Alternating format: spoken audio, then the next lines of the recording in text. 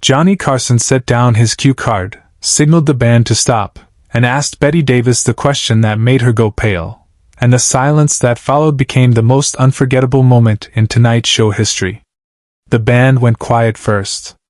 Doc Severinsen lowered his trumpet mid-note, the brass section fading into nothing. The studio audience, 200 people who'd been laughing 30 seconds earlier, fell into complete silence. Ed McMahon leaned forward from his announcer's position, his perpetual smile gone. Johnny Carson sat behind his desk in that familiar pose, suit impeccable, tie perfectly knotted, one hand resting on the polished wood surface. But something was different. His cue cards, those iconic blue cards he always held, were face down on the desk. Abandoned. Across from him sat Bette Davis. Hollywood royalty. Two-time Academy Award winner. The woman who'd stared down directors, studio heads, and co-stars for 40 years without flinching. She wore an elegant dress, her signature eyes, those famous, piercing eyes that had commanded movie screens since the 1930s, fixed on Johnny with an expression no one in the studio had ever seen on her face before. Fear. Her hand gripped the armrest of the guest chair so tightly her knuckles had gone white. Her other hand touched her throat, fingers trembling slightly. The color had drained from her face. Johnny had asked a question. Just one question. 7 words. And Bette Davis, who had never been speechless in her entire life, couldn't answer. Carson stopped mid-monologue. The entire studio froze. To understand what happened that night, you need to understand what happened 42 years earlier. 1939, Hollywood's golden year. Gone with the Wind. The Wizard of Oz. Mr. Smith Goes to Washington. And Dark Victory, starring a young Bette Davis at the absolute peak of her powers, playing a socialite dying of a brain tumor who finds love and courage in her final months. The role earned Bette her 3rd Academy Award nomination. Critics called it the performance of her career. Audiences sobbed in theaters across the country. The film made Bette Davis not just a star, but a legend. But what nobody knew, what Bette never discussed in interviews, never mentioned in her autobiography, never shared with the press, was the real story behind that performance.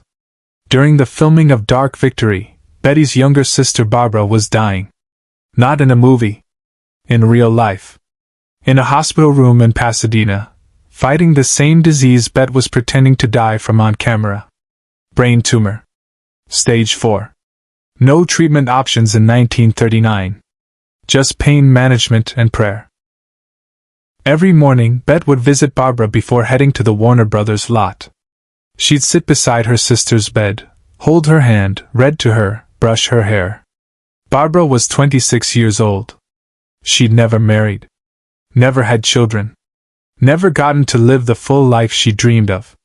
"Promise me something," Barbara said one morning, her voice weak, her once bright eyes dimmed by morphine and exhaustion. "Promise me you'll make this movie matter. Promise me my death won't be for nothing." Bette promised. Through tears, through rage at the unfairness of it all, she promised. She threw herself into Dark Victory with a ferocity that frightened the cast and crew. Every scene of her character's decline, she channeled Barbara. Every moment of acceptance, of grace in the face of death, came from watching her sister face the same impossible truth. Barbara Davis died 3 weeks before filming wrapped. She was buried on a Tuesday.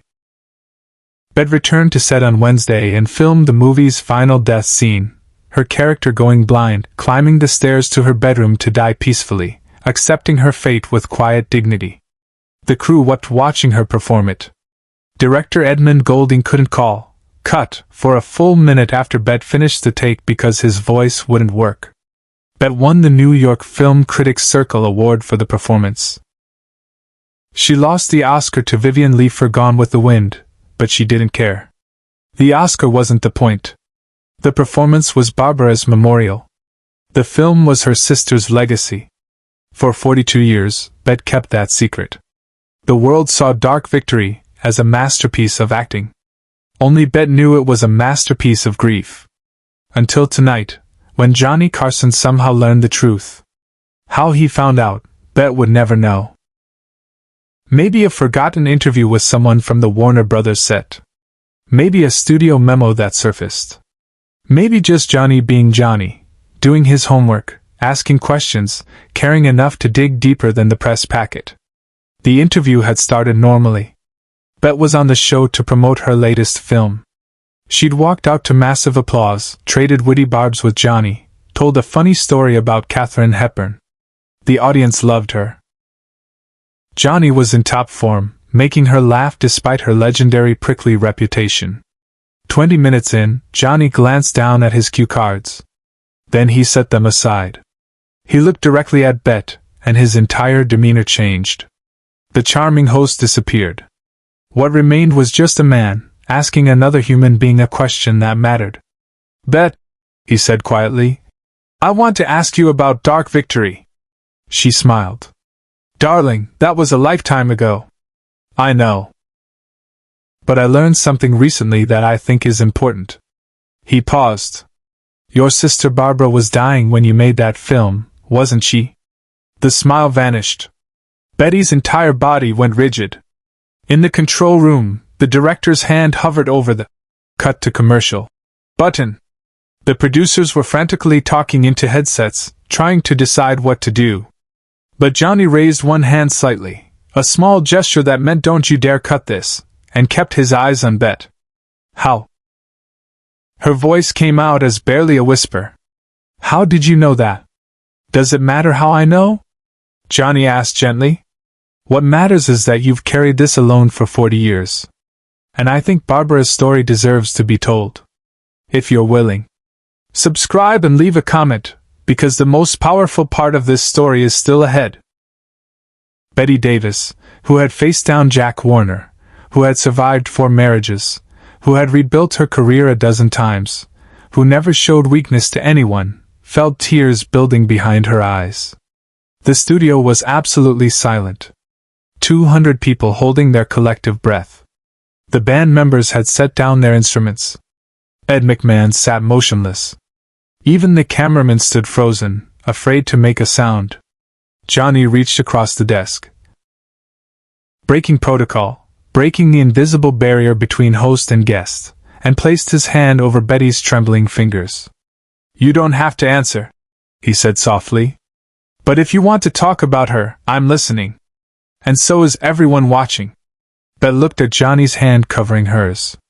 Then she looked up at his face, at the genuine compassion in his eyes, at the invitation he was offering. "Tell the truth. Honor your sister. Let the grief out." She took a shaking breath.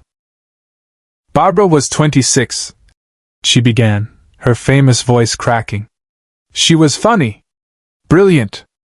Kinder than I ever was. And she was dying while I was pretending to die on camera." Johnny didn't interrupt. Didn't rush her. Just listened. "Every scene in that film," Bette continued, tears now streaming down her face, decades of held composure finally breaking. "Every moment of Judith Traherne accepting her death, finding peace, that was Barbara. She taught me how to die with grace.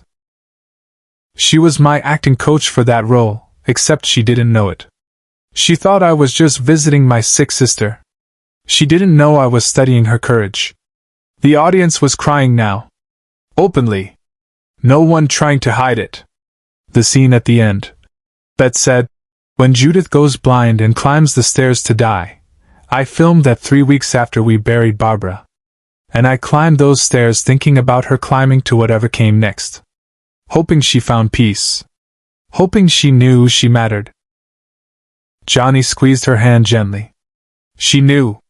Because you made sure 42 years of audiences knew. Every person who watched that film, who was moved by it, who found comfort in it, they were meeting Barbara. You gave her immortality." Bette let out a sound that was half laugh, half sob. "I never thought of it that way. May I ask you something else?" Johnny said carefully. "After all this, what's one more question?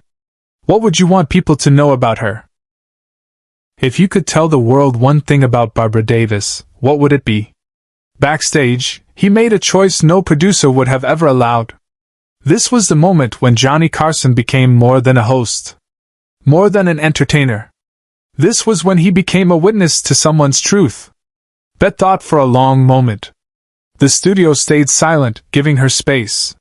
Finally, she spoke. I'd want them to know she had the most beautiful laugh. Like bells. And that she loved thunderstorms. Used to stand on the porch and watch them roll in, completely fearless. And that the day before she died, she told me she wasn't afraid because she'd lived enough joy for a lifetime, even in 26 years. Betty's voice broke completely. She was better than me. She was always better than me. Johnny stood up from behind his desk. He walked around it, something he almost never did during interviews, and sat on the edge right next to Betty's chair. The cameras adjusted, surprised. I didn't know Barbara, Johnny said quietly. But I know something for certain. She was incredibly proud of you. Because you took her courage and shared it with millions of people. You made her death mean something. That's not nothing, Bette. That's everything. Bette covered her face with both hands and wept. Not the delicate crying of a Hollywood star. Real body-shaking sobs. Johnny placed his hand on her shoulder and just sat with her. No jokes. No segue to commercial. Just presence. The band didn't play. The audience didn't applaud. Everyone in that studio understood they were witnessing something sacred. After what felt like both an eternity and an instant, Bette lowered her hands. Her makeup was ruined. She looked smaller somehow, but also lighter, like she'd set down something heavy she'd been carrying since 1939. Thank you, she whispered to Johnny. Thank you for trusting me, he said back. But this was the moment no one in the studio, nor anyone at home, ever saw coming. Johnny reached into his jacket pocket and pulled out something small. A photograph. Black and white, edges worn. He handed it to Bette. She looked at it and gasped. Where did you get this? Your first director at Warner Brothers kept it in his desk for 40 years. His daughter sent it to me last week when she heard you'd be on the show. She thought you should have it. The photograph showed two young women sitting on a beach, laughing, arms around each other. One was clearly a young Bette Davis, maybe 25.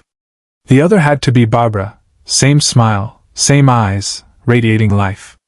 This was taken 6 months before she got sick, Bette said, touching the image with trembling fingers. I thought all the pictures of her were lost in a fire at my mother's house. I thought I'd never see her face again except in my memory. She's beautiful, Johnny said simply. She was. Bette clutched the photograph to her chest. She was so beautiful. The audience finally broke. Standing ovation. 200 people on their feet, applauding through tears. Doc Severinsen stood with his band. Ed McMahon was wiping his eyes with his handkerchief. The cameras captured it all, this spontaneous outpouring of love for a woman they'd never met but now would never forget. Johnny stood and helped Bette to her feet. She embraced him. This woman who famously never showed physical affection in public, holding Johnny Carson like he'd just given her back something she thought she'd lost forever. When they finally pulled apart, Bette looked out at the audience, at all these strangers who'd witnessed her breaking open. I'm sorry I fell apart, she said. The audience shouted back. Don't apologize. We love you. Thank you for sharing. Johnny returned to his desk and picked up his cue cards. But he didn't read from them. Instead, he looked directly into the camera. We're going to take a break, he said, his voice thick with emotion. When we come back, actually, I don't think we need to come back. I think this is where tonight's show should end. Some moments are complete just as they are. He looked at Bette, still holding the photograph of her sister. Thank you for letting us meet Barbara. The cameras faded to black on Bette Davis smiling through tears, the photograph pressed against her heart. Share and subscribe. Make sure this story is never forgotten. After that night, Bette had the photograph professionally restored and framed. It sat on her nightstand for the rest of her life. When she died in 1989, that photograph was in her hands. Johnny never spoke about that interview publicly. He didn't need to. It spoke for itself, a reminder that television, at its best, could heal.